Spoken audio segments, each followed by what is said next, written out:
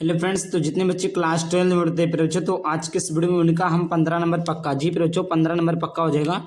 आज के इस वीडियो में नंबर 1 जो आपका है ये यहाँ पर है ध्रुव यात्रा कहानी का सारांश हो गया। नंबर 2 पे जो आपका है हुआ है लाठी कहानी का सारांश हो गया। नंबर 3 पे जो आपका है पंचलाइट कहानी का सारांश हो गया प्यारे बच्चों। और ये प्यारे बच्चों फिक्स्ड क्वेश्चन होते हैं।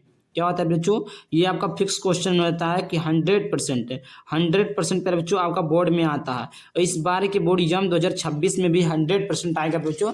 इसको तैयार कर लेना, इसी प्रकार आपको लिखना है बच्चों। एक भी नंबर अगर 100% बता रहा हूँ बच्चों, एक भी नंबर कोई काट देगा, एक भी नंबर कोई काट देगा बच्चों, तो मुझसे बताना। एक भी नंबर कोई नहीं काट सकता है बच्चों। तो ये जो है जेन्युइन तरीका है, एकदम सटीक तरीका है, जिससे आपको पूरे के पूरे नंबर मिल जाए।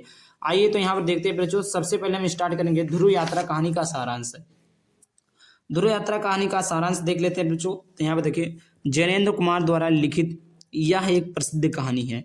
तो सबसे पहले किसने लिखा था? फिर बच्चों ये आपका ऑब्जेक्टिव क्वेश्चन में भी आ सकता है। फिर किस में आ सकता है? ऑब्जेक्टिव क्वेश्चन में आ सकता है कि ध्रुव यात्रा कहानी के सारांश, ध्रुव यात्रा कहानी किसने लिखा था? तो जैनेन्द्र कुमार ने। तो जैनेन्द्र कुमार द्वारा लिखित यह एक प्रसिद्ध कहानी है जिसमें राजा रिपु दमन की धुओं, यहाँ पर ध्रुवों है फिर बच्चों, क्या है? ध्रुवों पर यात्रा का वर्णन किया गया है। इस कहानी का सारांश इस प्रकार है। सबसे पहले लिख देना होगा बच्चों कि इस कहानी का मतलब क्या है और ये किसके ऊपर आधारित है। तो जैनेन्द्र कुमार द्वारा लिखित यह एक प्रसिद्ध कहानी है। इसमें राजा रिपु दमन की ध्रुवों पर यात्रा का वर्णन किया गया है। इस कहानी का सारांश इस प्रकार है। जब राजा रिपु दमन उत्तरी ध्रुव की यात्रा सफल कर लिए, तब यूरोप के नगरों में जहां जहां रुके, फिर बच्चों सफल करके, जब राजा रिपुर दमन उत्तरी ध्रुव की यात्रा जो है सफल करके वहां से लौट रहे थे फिर बच्चों, तो यूरोप के नगरों में जहां जहां रुके, यूरोप का जो नगर था फिर बच्चों, जहां जहां वो रुके वहां उनको सम्मान हुआ। इस खबर को सुनकर उनकी प्रेमिका उर्मिला प्रसन्न हो गई। अब यहाँ पर फिर बच्चों हाईलाइट कर लीजिए। हाईलाइट क्या है फिर बच्चों? उनकी पत्नी का नाम क्या था? उर्मिला था फिर बच्चों। अब भैया जो कोई चीजें जैसे देखिए, कोई आपके गाँव में ही कोई नौकरी पा जाता है, तो जहां जहां जाता है उसको वहां वहां सम्मान मिलता है। तो इसी प्रकार पर जब राजा रिपुदमन उत्तरी ध्रुव की यात्रा करके, उत्तरी ध्रुव की सफल करके वो यूरोप में जब घुसे, तो नगरों में जहां जहां वो रुके, जहां जहां पर वो स्थिर हुए, वहीं वहीं पर फिर उनको सम्मान मिला। इस खबर को सुनकर उनकी जो प्रेमिका थी, कौन? उर्मिला, उनकी प्रेमिका थी, बहुत ही ज्यादा प्रसन्न हुई। फिर बच्चों लौटते समय राजा रिपुदमन आचार्य से मिलने गए। वहां पर उन्हें दोनों कापी देकर तथा बातचीत की काफी देर तक। यहाँ पर काफी नहीं रहेगा, लिखा काफी देर तक बातचीत की। रिपुर दमन विवाह को बंधन मानते थे, किंतु प्रेम से इनकार नहीं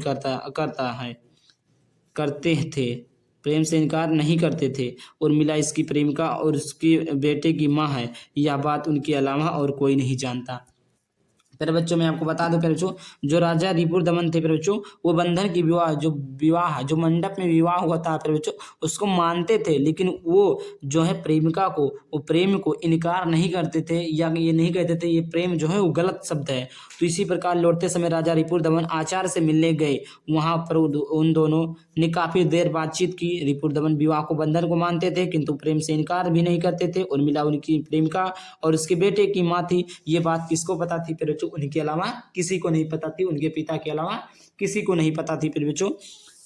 कहता है कि वह रिपुर दमन उर्मिला से कहता है, रिपुर दमन जो है किससे कहता है? अपनी पत्नी उर्मिला से कहता है कि वह अब पारिवारिक जीवन में शामिल होना चाहता है, पर उर्मिला इनकार कर देती है। कहती है कि अभी आपको दक्षिण ध्रुव पर विजय प्राप्त करना है। फिर बच्चों जो राजा रिपुर दमन थे फिर बच्चों, वो अपनी पत्नी से कहते थे फिर बच्चों, अब मुझे लड़ाई नहीं करनी है, अब मुझे अब और भी ध्रुव पर नहीं जाना है, मुझे पारिवारिक चीज़ों में रहना है, मुझे अपने परिवार के साथ रहना है, मुझे अपने परिवार के साथ खुशियाँ मनाना है। तो उसकी पत्नी जो उर्मिला है क्या कहती है फिर बच्चों? इनकार कर देती है, नहीं अभी ऐसा नहीं होगा, कि अभी आपको दक्षिणी ध्रुव पर विजय प्राप्त करना है। जो उत्तरी ध्रुव पे तो आपने विजय प्राप्त करके आया है, अब आपको दक्षिणी ध्रुव में विजय प्राप्त करना, तभी आपको पारिवारिक चीजों का लाभ मिलेगा। मारुति रिपुर दमन को बताते हैं कि उर्मिला उसकी सगी पुत्री है, इससे विवाह करके साथ रहना चाहिए। उर्मिला किसी की भी बात नहीं मानी। अंततः रिपुर दमन दक्षिणी ध्रुव जाने के लिए अमेरिका फोन पर बात की। और प्यारे बच्चों, अब भैया पत्नी के आगे पति की कहाँ चलती है, सही बात है ना। तो इसी प्रकार वो अपने जो दक्षिणी ध्रुव थी जो वहाँ पर जीत करने के लिए अमेरिका ने अमेरिका फोन पर बात किए। अमेरिका फ़ोन पर, फ़ोन का मतलब होता है चिट्ठी के द्वारा। पर जो उस ज़माने में, अब यही मत कहिएगा कि आपने फ़ोन लिख दिया, नहीं, आप चिट्ठी के द्वारा, मतलब फ़ोन का मतलब ये, मेरे कहने का मतलब है उन्होंने संपर्क किया किसी माध्यम से। किंतु तीसरे दिन उर्मिला ने अखबार में पढ़ा कि राजा रिपुदमन खून में भरे पाए गए। गोली का कान पट्टी के आर-पार निशान था। लेकिन प्यारे बच्चों, जब वो दक्षिणी ध्रुव पर गए प्यारे बच्चों, तो उर्मिला को सूचना मिली। क्या सूचना मिली प्यारे बच्चों? कि जो राजा रिपुदमन थे, उनको खून से लथपथ, खून से भरे सने पड़े थे। कनपटी के आर-पार निशान थे।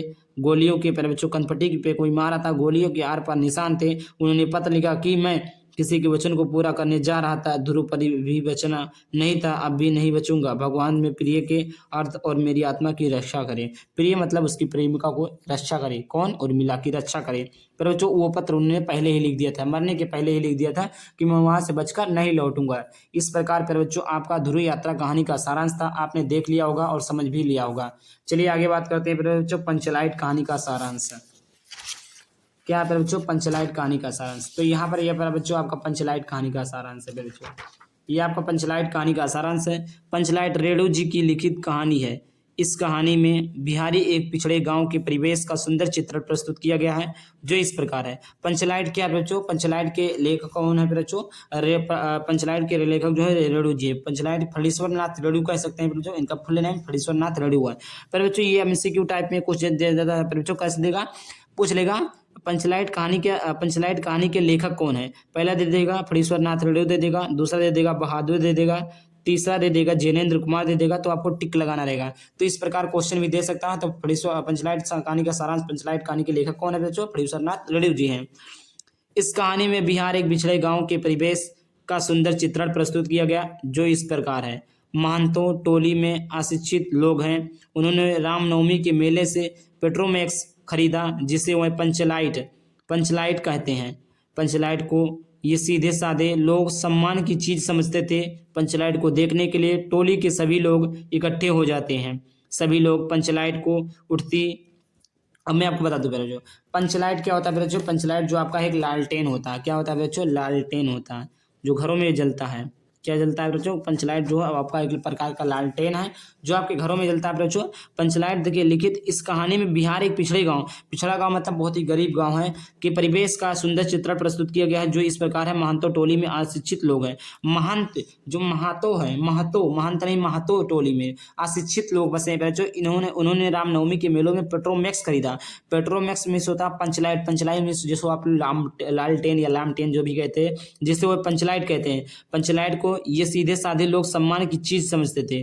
पंचलाइट को देखने के लिए टोली के सभी लोग इकट्ठे हो जाते हैं। सभी लोग पंचलाइट को देखने के लिए उत्साहित हैं। परंतु समस्या उठती है कि पंचलाइट जलाएगा कौन? आखिर भैया, अब भैया पंचलाइटिया लई आओ, लालटेनवा लई के आओ, अब क्या मशीन लई आओ, चलाऊ जनबे नहीं करबो तो क्या करबो? तो ये प्रकार भैया पंचलाइट तो आएगा, लेकिन इसे जलाएगा कौन? कौन जला सकता है? गांव के लोग पेट्रोमैक्स को जलाना भी नहीं जानते। इसी टोली में गोधन नाम का एक युवक है। वह गांव की मुनरी नामक युवती से प्रेम करता है। मुनरी की माँ पंचों से गोधन की शिकायत की थी। वह उसके घर के सामने से सिनेमा गाना गाकर निकलता था। इसकी कारण से पंचों ने गोधन को जाति से निकाल रखा था। अब प्यारे बच्चों, मैं इसका एक पूरा आपको सारांश बता देता हूँ प्यारे बच्चों। देखिए, जो आप ऐसा लिख सकते हैं, पंचलाइट रेणु जी द्वारा लिखित कहानी है। इसमें गोधन नाम का लड़का था, जो गांव के एक लड़की से प्रेम करता था, जिसका नाम था मुनरी। वो मुनरी के घर से गोधन जो है डेली गाना गाता हुए निकलता था। इस बात की सूचना मुनरी क्या निकला प्यारे बच्चों? यहाँ पर प्यारे बच्चों, मुनरी को पता चला। मुनरी को पता है क्या प्यारे बच्चों? पंचों से गोधन की शिकायत की। मुनरी नामक युवती से प्रेम करता था। मुनरी की माँ ने पंचों से शिकायत कर दी प्यारे बच्चों, जिससे पंचों ने, वहाँ के सरपंच ने, वहाँ के जो प्रधान थे, वहाँ पर उनको गोधन को निकाल दिया था बच्चों। फिर उसके बाद में जो है गांव वालों ने रामनवमी के मेले से एक लालटेन लेकर आया बच्चों। लालटेन तो ले आया, लेकिन उसको जलाना कोई नहीं जानता था। जलाना कौन जानता था बच्चों? एक गोधन नाम का लड़का था, वही जलाना जानता था। इसी प्रकार सुनिए यहाँ पर कहानी बच्चों, बहुत ही मस्त कहानी है।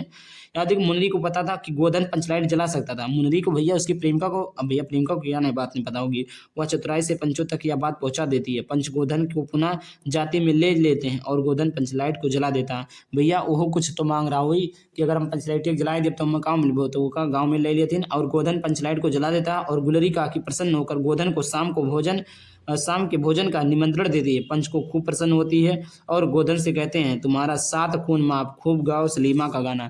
इस प्रकार प्यारे बच्चों कंप्लीट आपका पंचलाइट कहानी का सारांश था। कोई भी डाउट होता कमेंट बॉक्स में बताइए, एक एक मीनिंग का मैं मतलब बता सकता हूँ प्यारे बच्चों, लेकिन यही बात है कि समय आप लोगों के पास कम है, इसीलिए मैं थोड़ा कम चीज़ें बता रहा हूँ। आगे बात करते हैं बच्चों लाठी कहानी का सारांश। क्या है बच्चों लाठी कहानी का सारांश?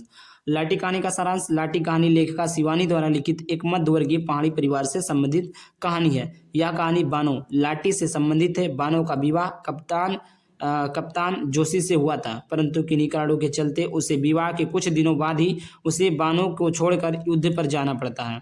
कप्तान के जाने के बाद उसे ससुराल वालों को कठोर व कटु यातनाएं झेलनी पड़ती है, जिसके कारण बानो का क्षय रोग हो जाता है। 2 वर्ष बाद कप्तान घर लौटता है तो उसे पता चलता है कि घर वालों द्वारा बानो को टीबी सेंटोरियम भेज दिया गया है। कप्तान बानो को दिन रात सेवा करता है, परंतु बानो की बचने की कोई उम्मीद नहीं रहती है। बानो अपनी मृत्यु के निकट आने का आभास करके एक दिन नदी में कूद जाती है। कप्तान द्वारा ढूंढने पर उसे वह कहीं नहीं मिलती। घर वालों के दबाव के चलते कप्तान को प्रभा से दूसरा विवाह करना पड़ता है। कप्तान और प्रभा 16 वर्षों बाद नैनीताल घूमने जाते हैं तो चाय की एक दुकान पर अचानक बानो लाठी के रूप में मिलती है। कप्तान उसे पहचान जाता है, परंतु लाठी सब कुछ भूल चुका था। वह वैष्णवियों के दल के साथ रहने लगी थी। लाठी की मधुर हंसी ने कप्तान के दिल को भेद दिया, परंतु कप्तान जिंदगी की दौड़ में बहुत आगे निकल चुका था। पीछे लौटकर बिछड़े व्यक्ति के साथ लाना उसकी सबसे बड़ी मूर्खता होती है। बच्चों कहने का मतलब ये है बच्चों, जो उसकी पहली प्रेमिका थी लाठी कहानी लेखिका जो है शिवानी थी, तो लाठी बाद में मिलती है पर बच्चों लेकिन बहुत ही सुंदर बहुत ही खूबसूरत होती है। उसको देख कर जो है बहुत उसको दो कर जो है ये पिघल जाता है। इसी प्रकार की कहानी है बच्चों। कंप्लीट कहानी हमने आपको समझा दिया बच्चों। कोई भी डाउट होता है आप लोग कमेंट बॉक्स में जरूर बता देना। आई होप वीडियो पसंद वीडियो को लाइक करके चैनल को सब्सक्राइब करना। चलिए मिलते हैं किसी टॉपिक के साथ, तब तक बाय बाय, थैंक यू, जय हिंद, जय भारत, वंदे मातरम।